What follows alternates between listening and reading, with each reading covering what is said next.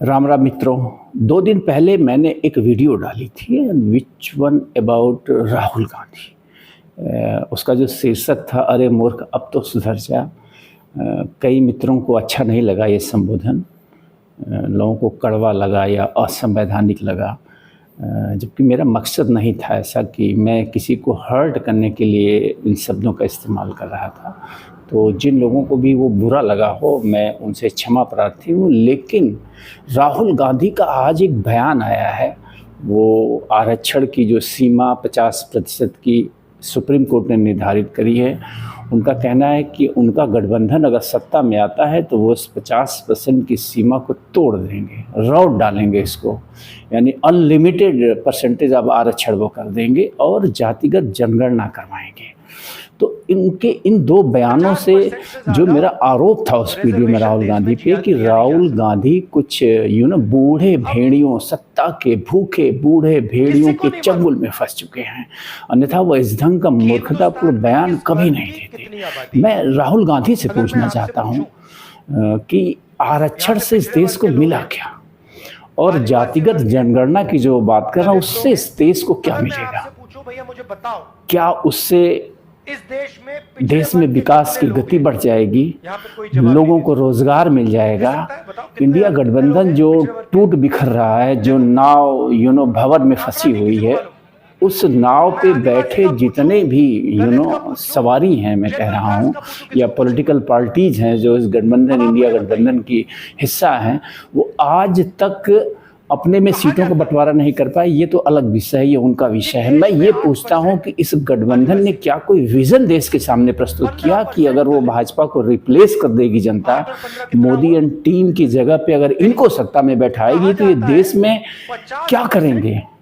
देश में जिन बातों की जो आरोप ये लगाते हैं कि सरकार संवैधानिक संस्थाओं का दुरुपयोग कर रही है, या सरकार बेरोजगारी बढ़ा रही है, या इस सरकार में विकास की गति वो नहीं है, तो आखिर इन चीज़ों को वो कैसे सुधारेंगे? वो विकास की गति जो 6.56 के आसपास जीडीपी की ग्रोथ है, उसको उससे ऊपर कैसे ले जाएंगे? या फिर देश में जो इतनी बेरोजगारी फैली है, महंगाई फैली है, उसको कैसे नियंत्रित करेंगे?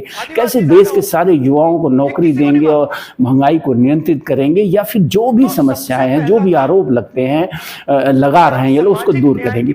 मैं एक बात कहना चाहूंगा यहाँ की, नरेंद्र मोदी इज इंदिरा गांधी आप बीजेपी।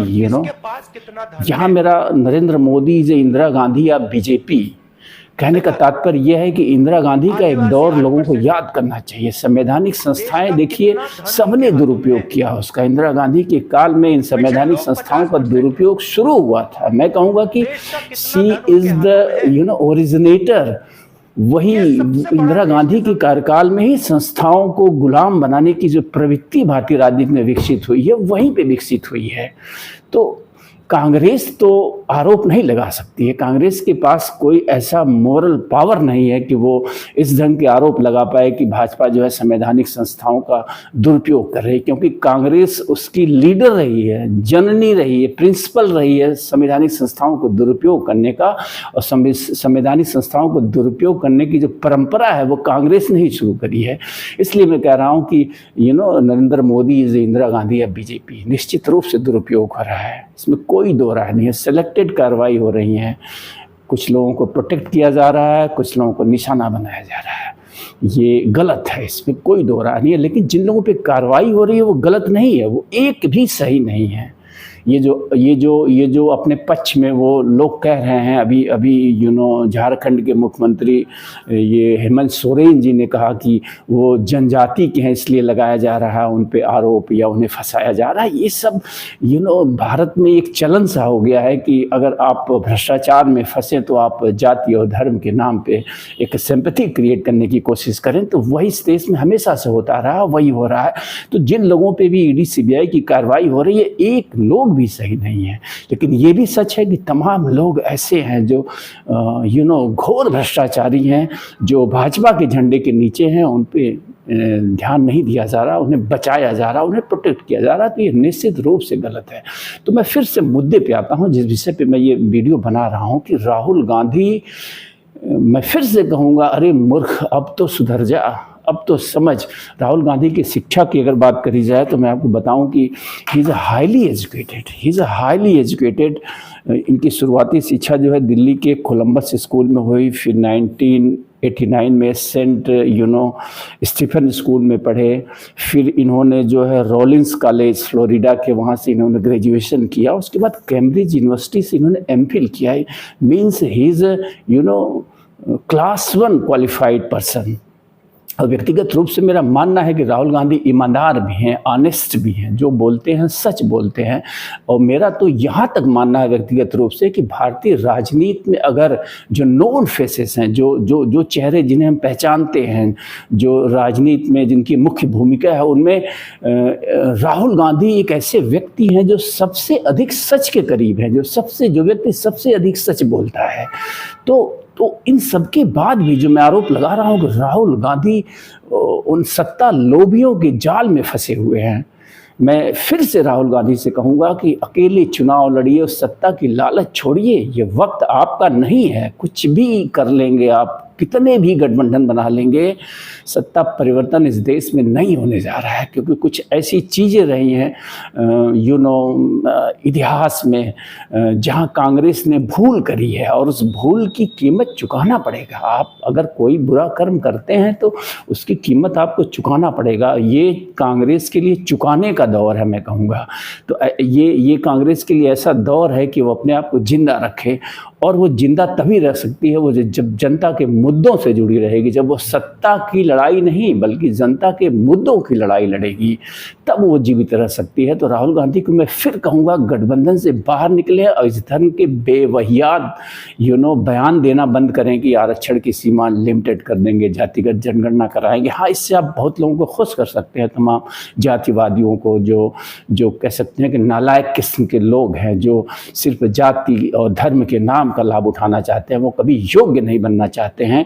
उनको जो है मुफ्त की रोटी खाने की आदत सी पड़ गई है जाति और धर्म के नाम पे। वो जरूर खुश हो सकते हैं, उनके कुछ वोट भी बढ़ सकते हैं, लेकिन इसका जो दूरगामी परिणाम होगा वो राष्ट्रहित में नहीं होगा, ये देश हित में कतई नहीं है। आरक्षण की ये पूरी की पूरी पद्धति ही देश हित में नहीं है। और जाति में तो हम ऑलरेडी इस कदर बटे हुए हैं कि देश की दुर्दशा हो गई है। इसी जातिवाद ने हमें सदियों तक गुलाम रखा, फिर भी हम नहीं चेत रहे हैं। मैं सिर्फ कांग्रेस को ही नहीं कह रहा हूँ, सिर्फ राहुल गांधी को ही नहीं कह रहा हूँ, सारी पार्टियां जातिवाद के खेल को इस कदर बढ़ावा दे रही हैं कि बस कहिए मत, ये जाने समाज को, देश को कहाँ लेके जाना चाहते हैं।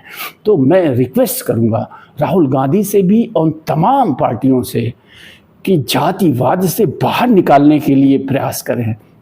ये जो मुद्दे आरक्षण बढ़ाने के और जातिगत जनगणना कराने के हैं, ये हमें जातिवाद की उस गंदी नाली में ढकेलने का जो कुचक्र है राजनीतिक लाभ के लिए, वो देश हित में नहीं है, वो किसी भी हाल में देश हित में नहीं है।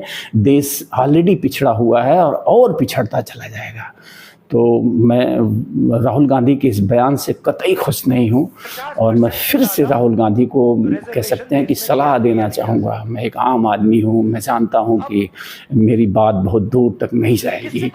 राहुल गांधी के आसपास तमाम बूढ़े भेड़िए बैठे हुए हैं जो सत्ता के लिए लार टपका रहे हैं। संभवतः उनको लग रहा है कि बस पकड़ लेना है मंत्रालय और बन जाना है प्रधानमंत्री, राष्ट्रपति, मंत्री वगैरह वगैरह। तो इनसे अगर राहुल गांधी नहीं बचेंगे, मैं अंत में यही कहूँगा कि राहुल गांधी और कांग्रेस पार्टी दोनों का अंत सुनिश्चित है। ये मेरी भविष्यवाणी आप लोग नोट करके रखिएगा। राहुल गांधी जल्द से जल्द नहीं सुधर गए, नहीं बदल गए और राष्ट्र हित के मुद्दों पर ही बोलना उन्होंने नहीं सीखा, और इस ढंग के अपने गठबंधन के साथियों के कहने पे जातिगत जनगणना की बात करना और आरक्षण की सीमा को तोड़ देना और 100% आरक्षण कर देना देश में, इन बातों से अगर वो पीछे नहीं हटे और इनमें बदलाव नहीं किया, वो तो उनका अंत सुनिश्चित है। और वो अपने साथ साथ पूरी कांग्रेस, जो एक मजबूत विकल्प और विपक्ष देश का था, हो सकता है आने वाले समय में और रह सकता है लगातार है, जब मजबूत विपक्ष वो खत्म हो जाएगा।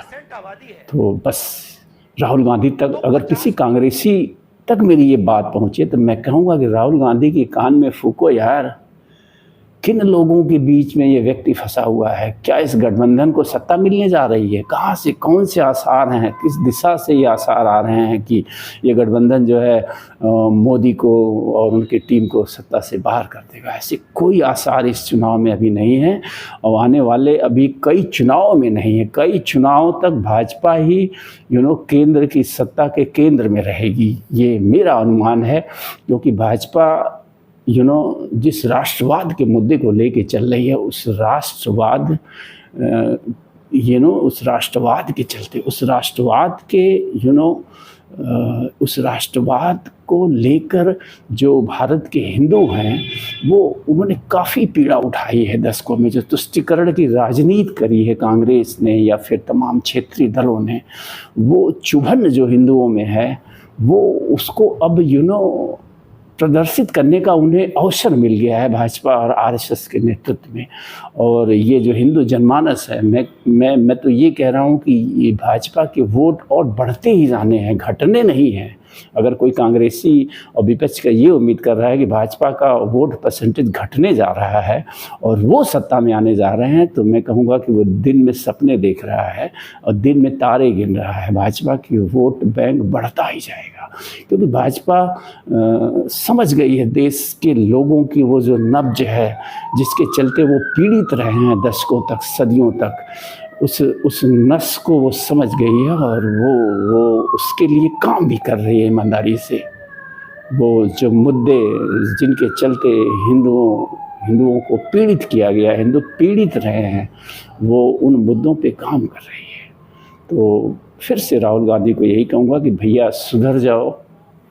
और मैं मूर्ख कह रहा हूँ, इससे नाराज़ मत आप लोग होइएगा, प्यार से मूर्ख कह रहा हूँ। मैं राहुल गांधी को भारत के भविष्य का एक अच्छा नेता मानता था और हूँ भी, लेकिन आजकल राहुल गांधी जिन लोगों के बीच में हैं, उनके जो बयानात आ रहे हैं वो कतई अच्छे संकेत नहीं दे रहे हैं। अच्छे लोगों के बीच में राहुल गांधी नहीं है।